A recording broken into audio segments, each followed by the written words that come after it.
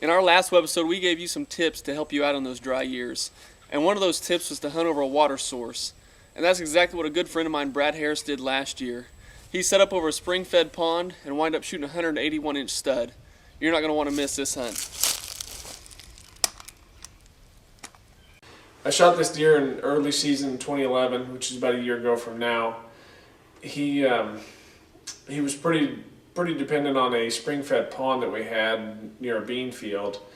I was lucky enough that I could actually kind of watch the bean field from about a half-mile away and knew there was good bucks throughout the summer there, but I really didn't know how big a bucks there was. I was really fortunate. There's about a 30-acre block of timber on the north side of this pond that I've never walked in for several years now, just to keep it a refuge for the deer.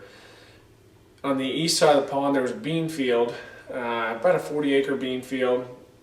These deer, I mean, they just poured in it every night. They'd come from the block of timber, come south out of the timber to the pond, get a drink, and go to the bean field.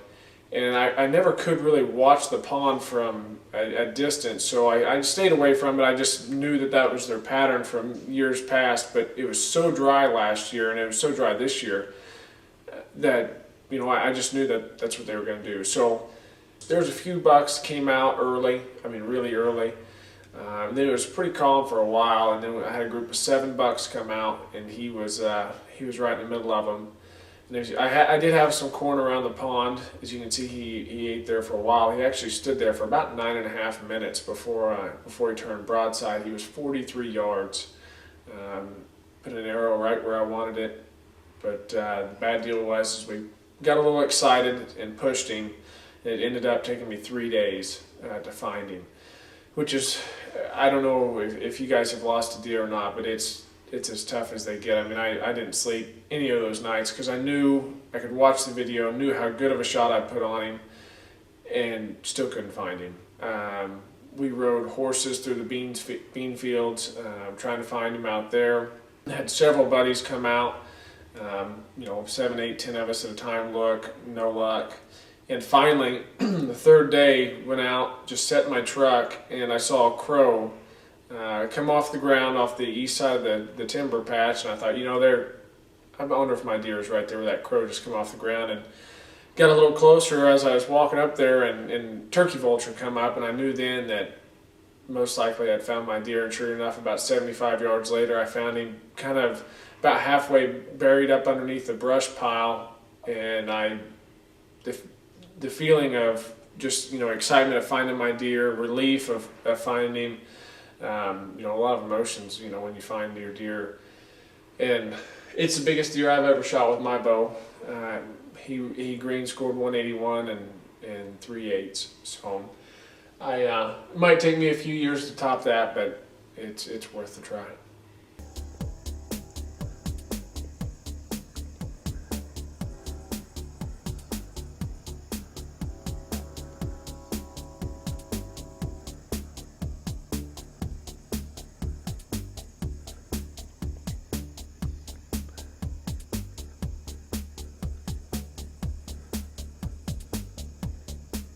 I had to watch him look at the spring-fed pond for 9 minutes before he'd actually turn broadside so I could shoot.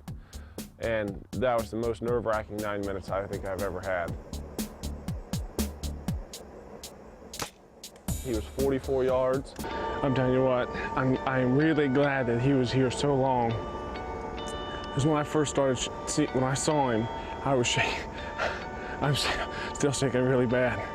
But this is my first hunt ever filming myself. I was really nervous about really screwing anything up. I'm telling you what, my legs are shaking uncontrollably right now. The wind was out in the northeast, which is so perfect for this spot. I get here, I sprayed down with dead downwind, everything. I took a shower this afternoon. I was getting everything ready. It was hot, I was sweating. I said, I better take a shower before I leave. Take a shower, dead downwind soap.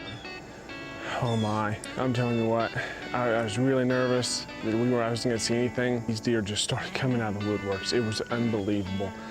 When I walked up on him, it was the perfect ending to a great hunt, a great story. It was so relieving to find him. and I couldn't have been happier. I really could not have been happier to find him.